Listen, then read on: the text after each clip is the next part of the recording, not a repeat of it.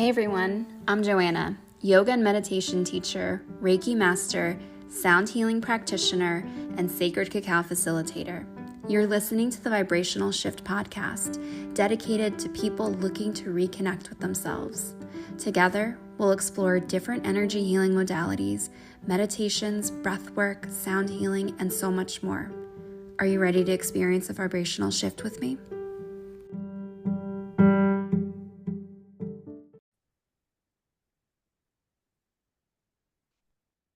Welcome to the next episode of the Vibrational Shift podcast.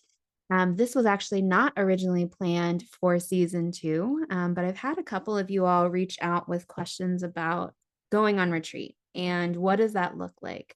And so I decided to switch it up. I brought on 2 former retreat guests today to talk a little bit about their experience and to kind of explore what does it mean for us when we take time to rest and pause and do something completely out of our normal routine.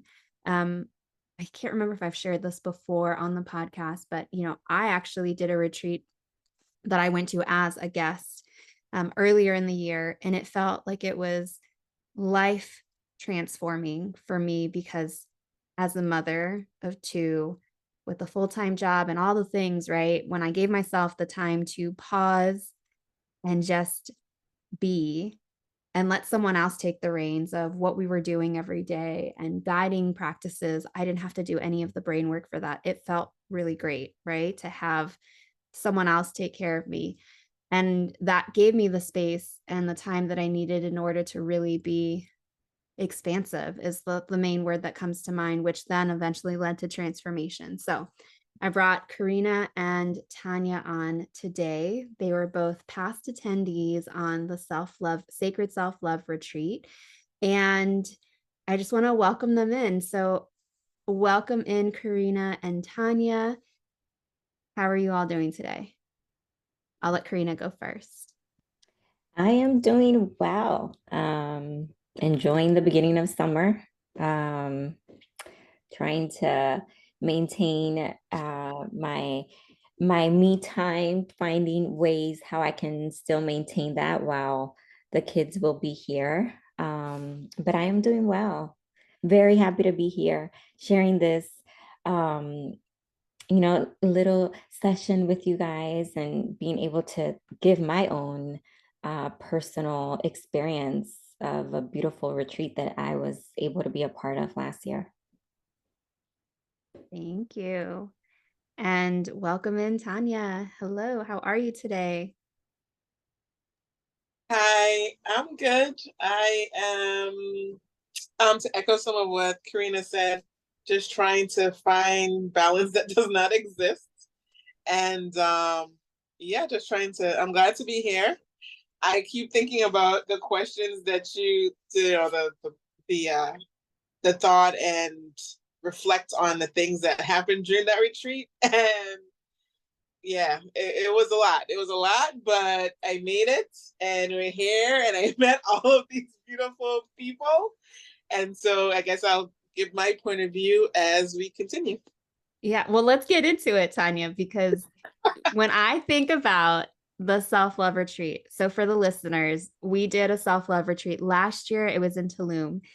And one of the things we did, if you guys could see me right now, I have the biggest smile on my face. This is honestly like my favorite day of the retreat. And for me, it was like the turning point of strangers to like friends and family by the end of the day, just because of what we went through. But we went on an adventure. It's probably the easiest way to say it. Other people might call it something different, but we went on an adventure. We went to Mayan ruins. We started off the day going and looking at Mount Koba. Fun fact, I actually got engaged there 10 years prior. And so it was like a nice coming home. I hadn't been there in forever. And the last time I had been there was when Dennis proposed to me. But anyway, so we did that. And then we went into the jungle and we thought we were going to be doing naively. We thought we were going to be doing something that was maybe not as intense as what we actually ended up doing. And Um, Tonya for me was like again, this is my point of view, watching her do all of these different things that I know there was some hesitation in doing was so inspirational. The first thing we had to do was we went ziplining first, right? And then I think after we ziplined, well, so I'll paint a picture, then Tanya, please feel free to or Karina, please feel free to color in the details that I'm missing here. We did a welcoming ceremony with one of the local shamans that was there, and he did a prayer over us to protect us while we were in the jungle. And after that, we went ziplining, and we had to go up this like little precarious steep mountaintop. Maybe it wasn't a mountain, but it was like the edge of a hillside that we had to climb up, and we each took our turns going down over the lagoon. When we start going over the lagoon, we hear thunder, it gets really dark, and I'd say about half of the group had already gone over. And Tanya, was this one of the ones that you were a little bit nervous about? Like the first activity that we did was the zip line? Yes, because I thought the question I had posed before coming on the retreat was, do we have to do the zip line? And we were told, no, it's a separate part. Look, you know that you had to do that first to then finish off the other parts of the adventure. So it's three parts. It was the zip lining, the canoeing against the lake, and then going down into the depths of the earth. The depths of the earth. The depths of the earth. It was. But so, all right. So listen, everyone had gone, and I was like, I'm committed. If she decides that she doesn't want to go, I'll stay back with her and we'll walk back and we'll wait for everyone else. At one point, I looked at Tanya and she was like, I'm going. And I was like, okay, we're doing it. And she goes across. And I don't know if I shared this with you, Tanya. I think I had like a tear of joy that went down my face when I saw that, because I remember you asking, and I remember us being told like, oh no, don't worry, you don't have to do all of it, you can just stop and not do all of it. But like you said, once you were in it, you were in it. Like you had to continue on to get back out. But mind you, right before we go, I think the last third to last person went, and then there was a strike of lightning over the lagoon, and we're like, should we go? And the guide that we had looked at us and was like, I don't know, should we? And we all looked at each other like, shouldn't you know the answer to that? But anyways, nonetheless, we were safe. We made it across. We get across and we get into these canoes. And listen, I'm a strong swimmer. I know how to swim, but I don't like lakes. I don't like that I can't see what's at the bottom of the lake, right?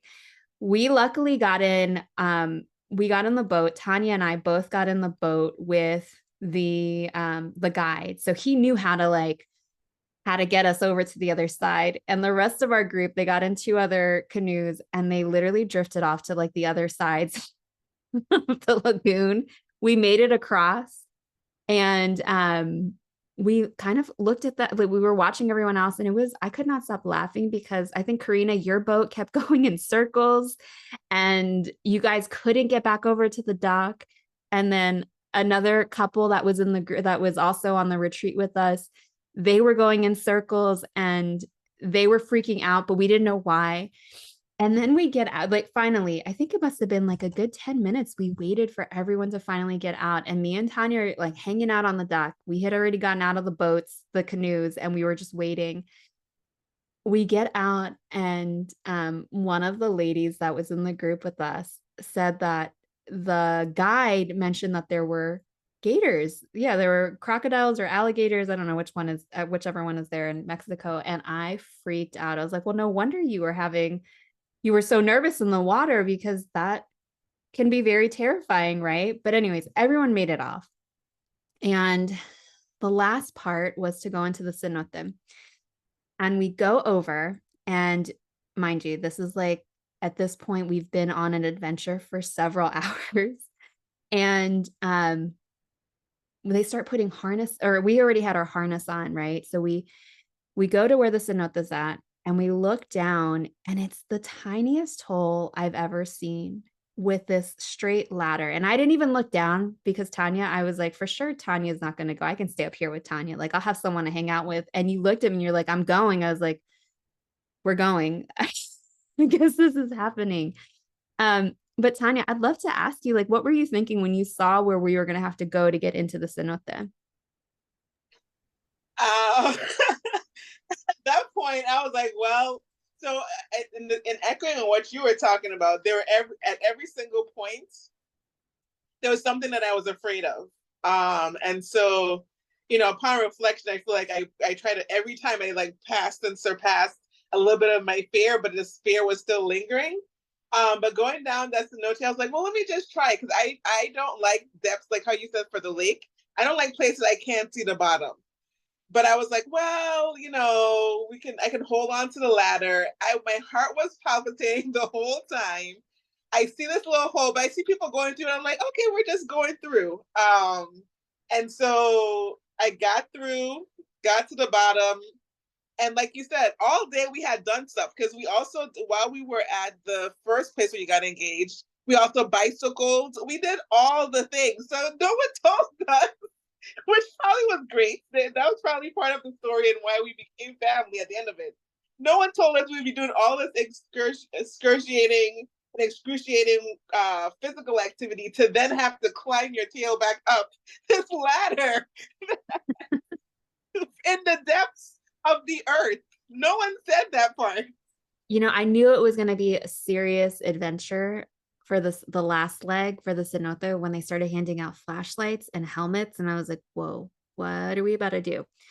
And oh my goodness, yes. And they were also, so as you descend, you have to rappel in. You're not walking down the ladder. You are being repelled, like you're descending into this cenote, this underwater cave, or I'm sorry, underground cave by a string, a rope.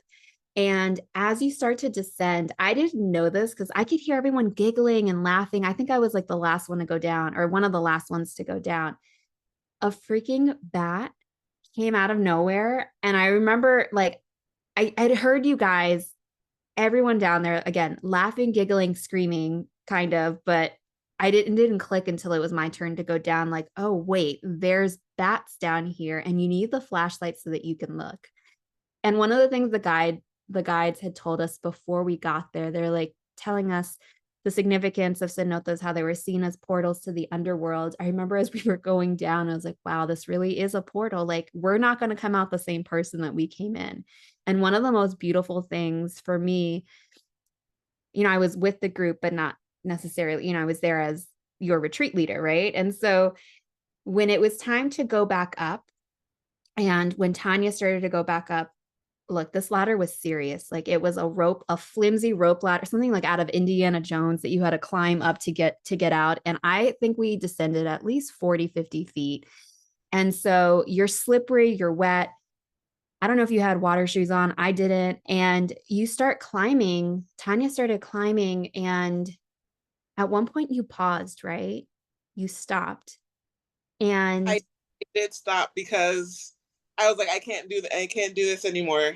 I can't. And I remember the encouragement that I had from everybody. I heard your voice, Johanna, that was saying like, just do it one step at a time. That might not have been the exact wording, but I just remember hearing you and other people like encouraging me, and I was like, okay, I can do this. So I just did it one step at a time. I was terrified because my body was shaking, my legs were shaking, and at that point I'm trying to figure out how am I going to get up into this hole that I just had to, like you said, propel down, but now I have to try to climb back up. And I felt like I kept, oh, the other thing that was also scary was because I would climb up, think I got far, and I would drop back down into the water. And so at that point, I was just like, I can't do it. I just can't. I don't know how I'm going to get out of here. Someone's going to have to pull me. I'm going to die in the pool. I don't know what's going to happen. And I have to go so somebody else can go. So I have to somehow make it out. And yeah, that experience was, it's a great story to think back and reflect on, but at the time I was terrified, and I just remember being encouraged, and that will always stay with me. Tonya, like you said, one step at a time. every single person I felt like was encouraging you and cheering you on. Like we were all watching as you went up. And like, I don't know, I think for me, I saw a part of myself reflected in you trying to do it, and you kept doing it and you kept trying. Even when you would fall down, you would go back up. And like you said, you kind of had to, because how else would you get out? But I remember thinking when it was my time to go up and I started getting super shaky, and then I looked down, which was a big mistake, and I got so scared and I panicked. And I could tell myself, telling myself the same things I had told you, one step at a time. Focus on your breathing, breathe slower. Cause I was starting to breathe faster because I was getting nervous. And then I started telling myself all these things in my head, like, oh my God, you better get yourself out of this. Like everyone else still has to come out, and there's people waiting to come down. And it's such a narrow hole. Like it was one of those things where you felt like you had to hurry up and go. Anyways, eventually we get up and get to the top, and I look at everyone who's already gotten out. We all look worn out, right? But then the last two in our group, Karina was one of them. They pop out all energetic and ready to like take on the next thing. And we get in the cars. I think we rode back in mostly silence. And then when we got back, we all showered and we did a really beautiful, restorative, like gentle class in the evening with a sound bath. And I remember the rain rolled in.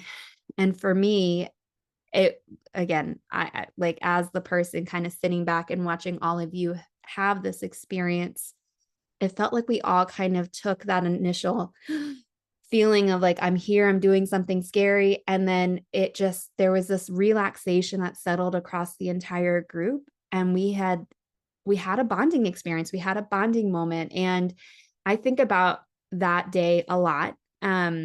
When I think about just how group dynamics can become such a beautiful thing over the span of such a short amount of time. And that's what like retreats are meant to do, in my opinion. They're like a chance for you to get outside of your comfort zone, to try something you may not necessarily always try.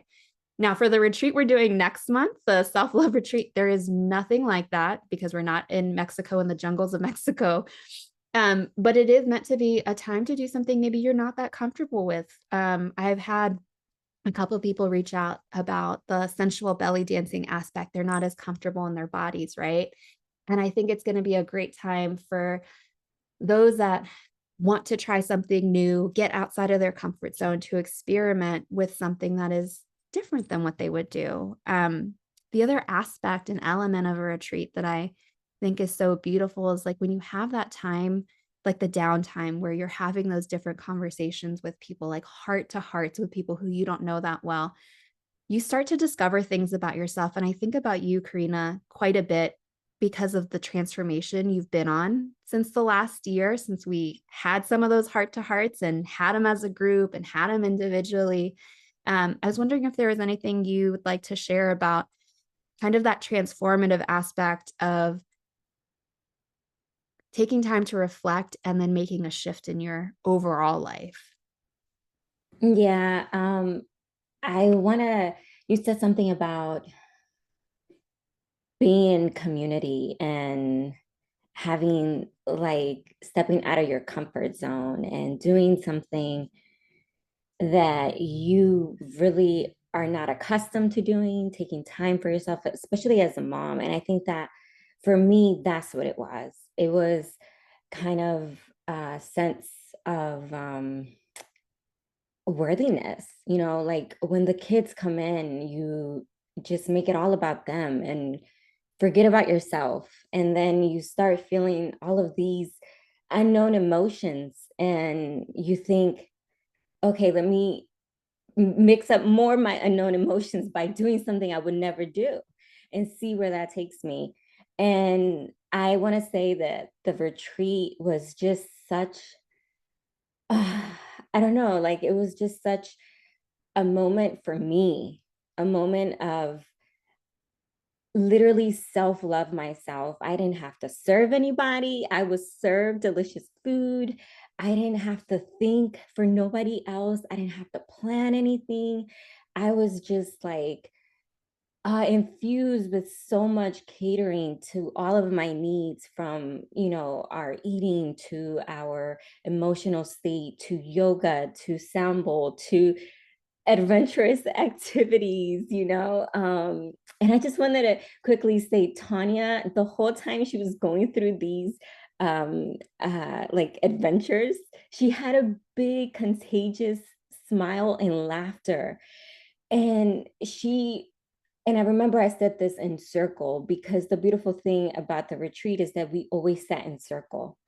And I thought that was so beautiful, because you're in a circle with beautiful women that are coming together for the same purpose of just taking care of yourself. And I remember telling Tonya, um, man, you are just so inspiring, because it motivates me that I can do also hard things, whether it be physically or emotionally. So for me, the retreat was just like a big push to continuously take care of myself. And you speaking about the retreat just makes me feel there again. Just the emotional connection we had, that carries that carries me for a lifetime. So I don't know, like retreats are a must, are necessary, are definitely just bring so many things to surface that you would in your regular day not be able to even have the space, or to even put you first or think of those things. So for me, it's been an amazing journey. It put to the surface so many purpose that I really wanted to discover and continue to do afterwards. And I will say that Johanna has been amazing. Thank you so much, because it doesn't stop at when we depart. It continues. She's always, you've been such an instrumental through the podcast, through your workshops. It's just a reminder of your self-worth and the beauty that you hold for all of us. Yeah. Thank you, Karina. Mm. Tanya, did you want to say something? Or was that just a Yes. high five? Okay.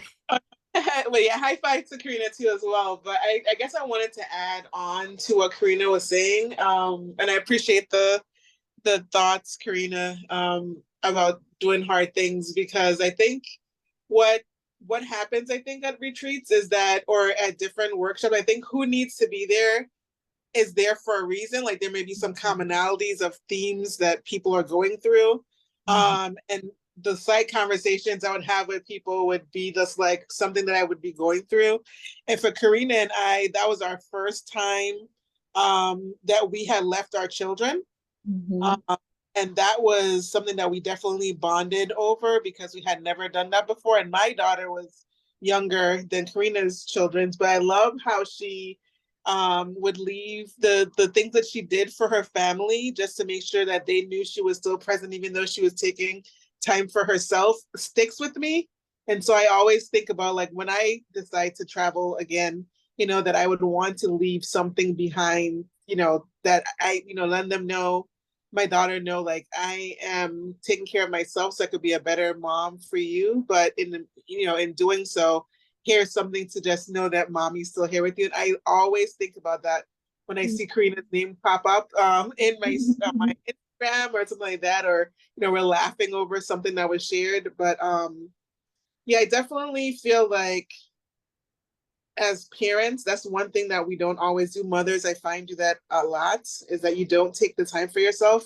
And funny enough, when I was like loving the retreat, that was definitely something, that whole experience is something where I was outside of my comfort zone for sure.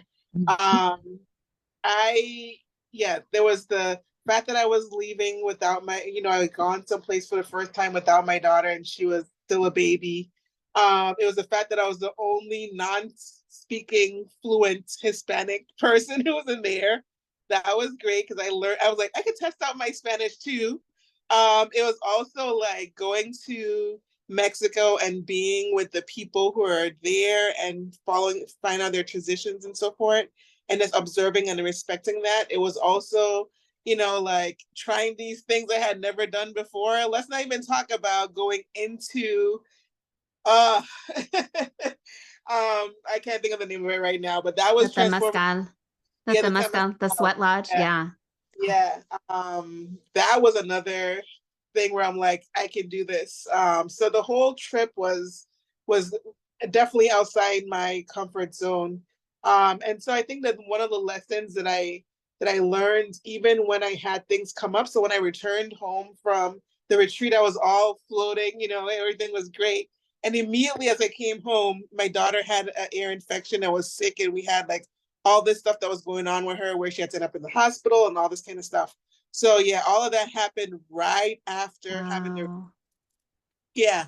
But I had to just be like, okay, well, I'm back on mommy duty, but I still had to keep all of the things of take care of myself as well during that time, which was very, you know, stressful.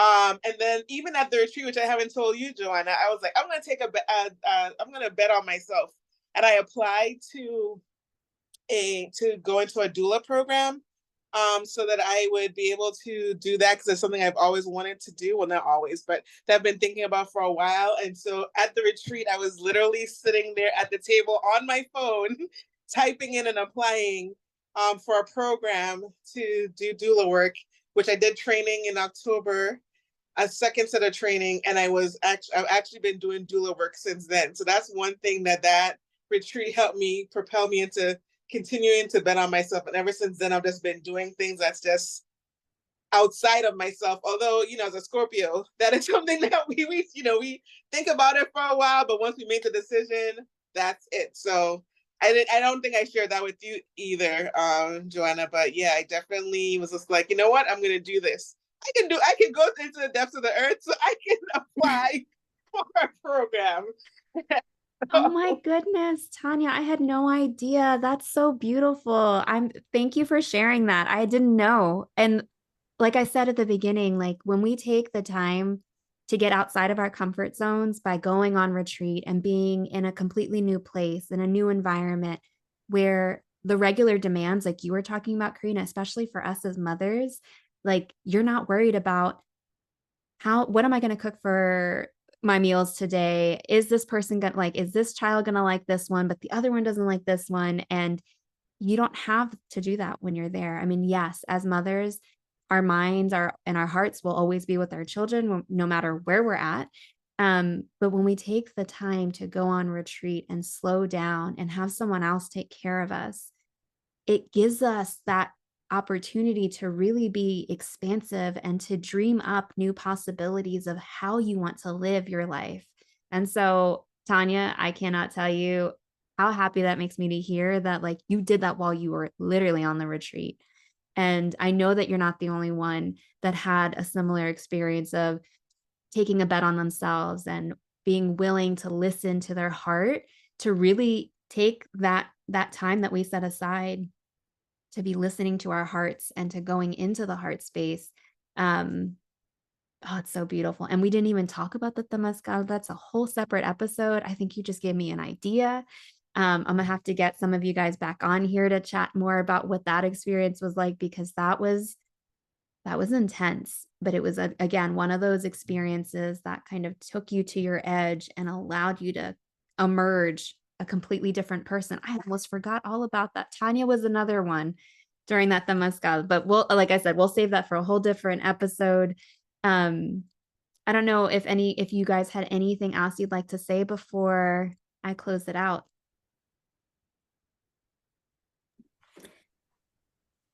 I wanted to also say that for me, the self-love went beyond after. So similar like Tonya, kind of listening to your heart and your purpose. And I also was like, I'm gonna do this self-love more, and I'm gonna dedicate more time for myself in the aspect of school. So I also decided to go back to school, because that is mine. That's something for me. And yeah, so way to go, Tonya. You got this. I want to say, like, if I think back to my beginning of why I decided to go back, I can pinpoint it to the retreat. Just dedicating that time for myself, it made me like really discover my purpose and, really go for it and, just love on myself more.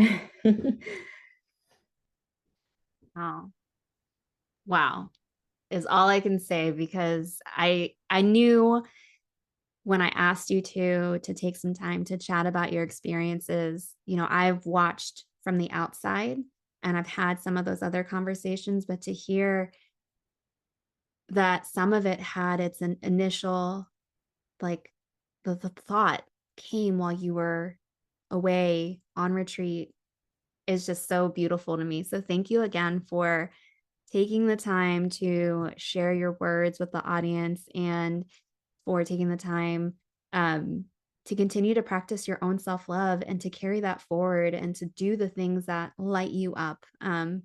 As women, as women of color, as mothers, it is so important that we don't forget to fill up our own cups so that we can pour back into our family, into the people that mean the most to us. So thank you again. And yes, So beautifully said. yes. Beautifully said. Yeah. Thank you. All right. Thank you guys so much. Take care.